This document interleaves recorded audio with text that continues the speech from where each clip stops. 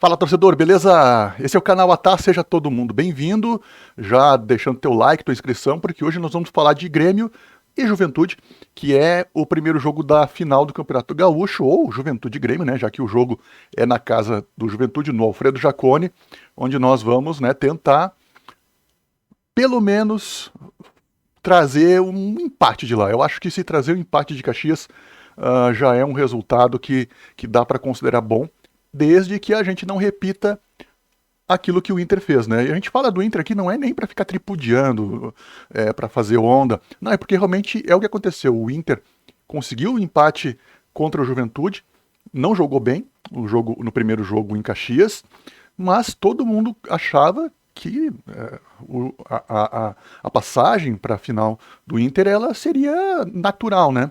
Só que aí o Inter voltou a jogar mal de novo, e entrou vários fatores aí, que não é esse o foco aqui do vídeo, mas a lição que fica é que o Juventude é um time que tem que ser respeitado.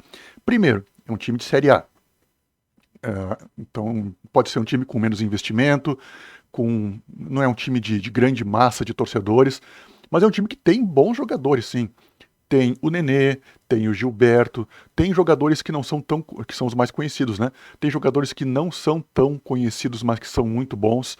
Então o Grêmio precisa respeitar esse time e tem principalmente um grande treinador, que é um estrategista que nós aqui do Grêmio, nós conhecemos, nós sabemos da qualidade dele, nós sabemos o quanto estrategista ele é, o quão bom ele é em armar times, o quão bem ele trabalha com o grupo de jogadores. É um cara que sempre tem um excelente relacionamento com os jogadores, então isso vai fazer com que o Juventude seja uma equipe perigosa do começo ao fim desse enfrentamento de 180 minutos. Por isso que a gente precisa ter atenção a ter um bom resultado no primeiro jogo, se possível, uma vitória, claro, mas tentar sair com pelo menos um ponto, com um empate, e depois decidir na arena, mas sempre sabendo que o jogo ou o confronto nunca está ganho contra um time contra a Juventude.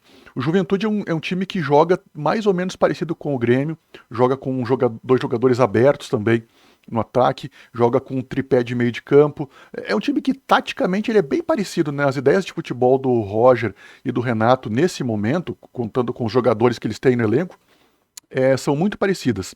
Mas agora a gente precisa falar um pouco de Grêmio, né? Já exaltamos aí a qualidade do Juventude, mas o Grêmio tem algumas boas novidades, tá?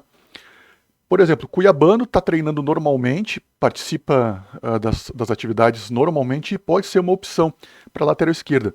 Eu acho que ele não vai voltar a jogar depois de um período longo de lesão, não vai entrar num jogo, ainda mais sendo final. Se fosse um jogo normal, ele talvez entraria no final do jogo para o Renato sentir como é que ele tá, mas acredito que não. Mas é importante que o Cuiabano é uma opção a mais para a lateral esquerda.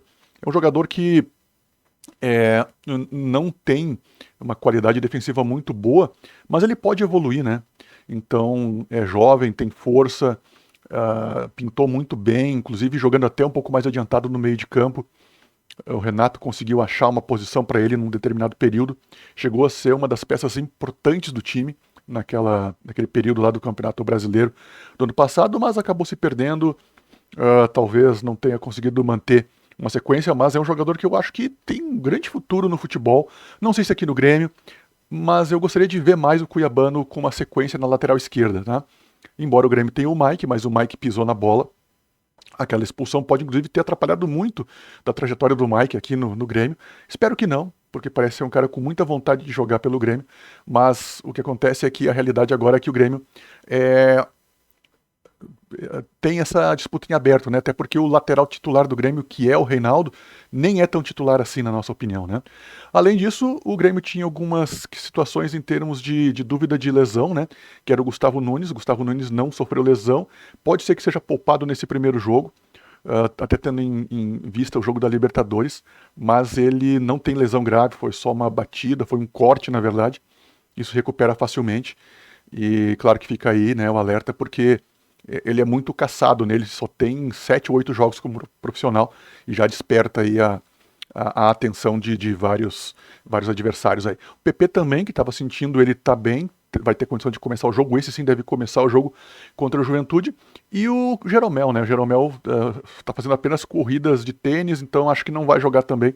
Acho que o Grêmio vai ter a zaga novamente aí aquela zaga alternativa, mas é o que tem, né? Se bem que eu gostaria muito de ver o Gustavo Martins agora com o contrato renovado, Gustavo Martins voltar a ter mais oportunidades.